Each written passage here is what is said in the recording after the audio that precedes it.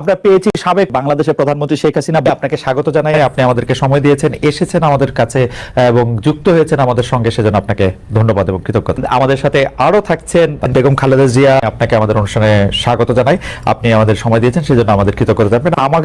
আমরা আসলে অনেকগুলি প্রশ্ন আপনাদের দুজনকেই করতে হবে, সেজন্য আমরা আপা এতদিন ধরে গর্তের ভিতরে থাইকা আপা সমানের দোয়া ইউনিস পড়ছেন বলেই না এমন বিজয়ের দেখা। পলানোর সময় সেই মানুষগুলির কথাও মনে পড়লো না শেখ হাসিনা। আপা আপনার একটু মন্তব্য শুনতে চাই, আপনি আমাদের একটু বলবেন জুলাই অভ্যুত্থানের ফল।